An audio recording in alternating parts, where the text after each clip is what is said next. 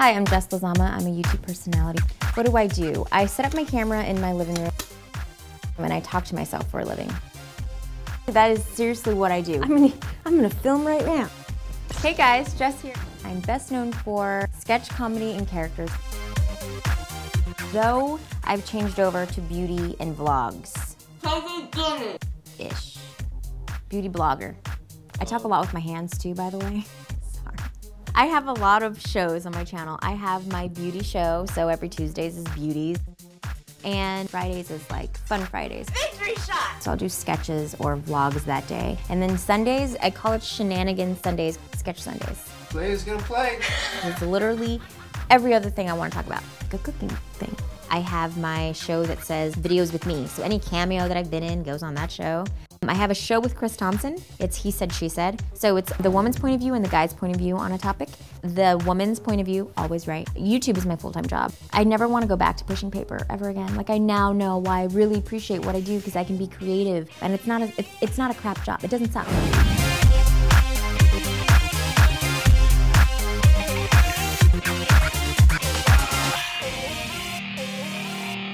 One, two, three, action.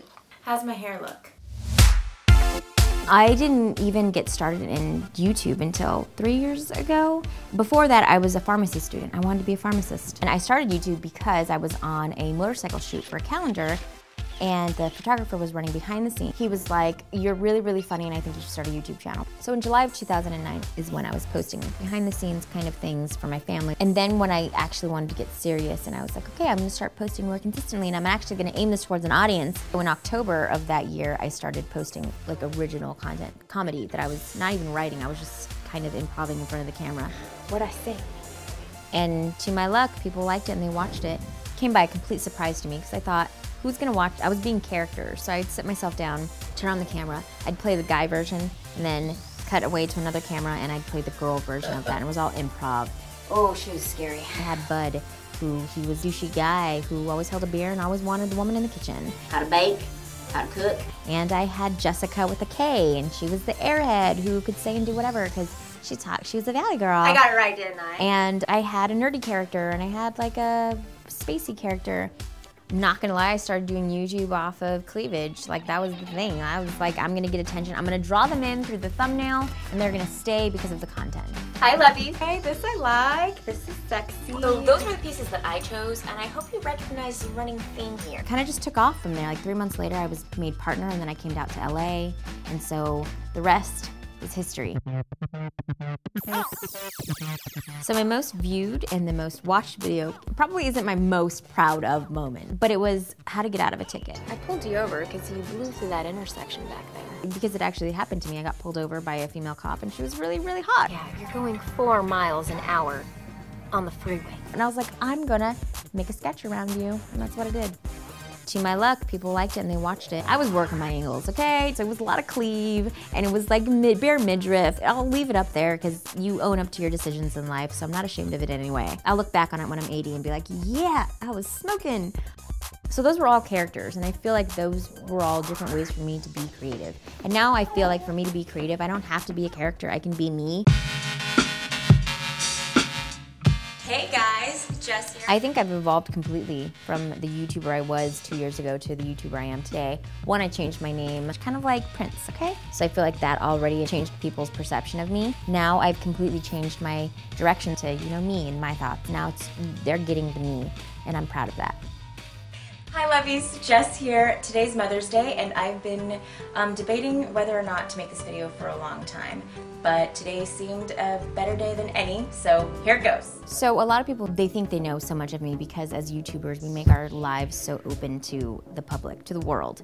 I kind of touched on it a couple of times through like blogging, but I've never ever said like this is my story. But I was married and I do have a daughter, she's 15. Ta-da! I was a teen mom, I had her when I was 16. Yeah, I can't imagine her having a baby in a year. I might kill her. I was a kid having a kid. I was the girl who this could have never happened to. I was on the honor roll and I was in band. This was so unexpected. My parents made me extremely responsible. They're like, you're gonna have a baby. This is your choice. We're not gonna watch her. I wanted to be many things. I remember wanting to be an opera singer. I wanted to be an astronaut. I wanted to work for SeaWorld. I wanted to be a Disney princess. I wanted to do so many things, but again, it was my responsibility. For me, not having her was never an option. Like, that's just not something that I ever wanted to do, so I chose to have her, and I don't regret a minute of it. And I feel like that's changed everything about me. Let's go. I got my shoes. It's an Asian household. Asian household. So my parents asked me once, how do you support your daughter? You don't work anymore, you quit your job, and now YouTube is your full-time job. So the money is really from views. So if you're getting hundreds of thousands of views, you're golden. I don't get hundreds of thousands of views. So I live comfortably, but I'm not a rich person. I still have to save, I still have to budget. I have a child who's going to college in 2 years. This is what I do. I get up, I spend between 8 and 12 hours a day just dedicated to YouTube. I'll send out a tweet or in a Facebook post and I'll be like, hey guys, what do you want to see this week? So I'll take a topic, I'll go somewhere, listen to music, type out a very, very rough, dry script just so that I know I hit points and I'm not talking to the camera for 40 minutes. And then I'll take the next day to film that and then take 30 minutes of me blathering and down to 3. Such a task. I never thought YouTube would be my job. I never thought this would be a full-time thing, that it would support my little family, but it does now. Kazuma! Konnichiwa! Staying relevant with so many YouTube personalities, because it's so saturated these days, really has to do with building an audience. And for me, I built an audience years ago, and now it's down to the people that really want to come back to see me and my personality. But it's also very competitive in that there's up-and-coming personalities every day. I don't want to compete with them. I want to work with them. Instagram it, Instagram. But 2 years ago, it was easier. I collaborated with Chris even back then, and Joe Nation and Olga K. That's how you built your channel. It's kind of like a cult. YouTube is like a cult. Well, I have almost 160,000 subscribers. Woo-woo! We are small but strong. 160,000 subscribers is like, whoa, where are you? Come over. Hello! Don't come over, I don't have space for you in my apartment. Love me from afar. Views-wise for my channel overall, I think it's close to like 12 million? 24 million eyeballs. Whoa, crazy. My suggestion to somebody who wants to start a channel is start a channel because you're following a passion of some kind.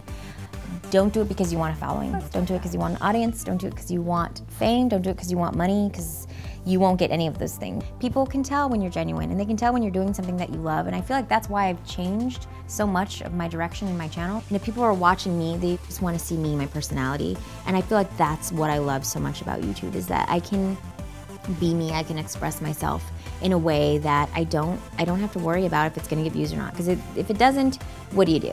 And if it does, at least I'm doing something that I love. Come on, get close. God, we gotta actually look like we love each other.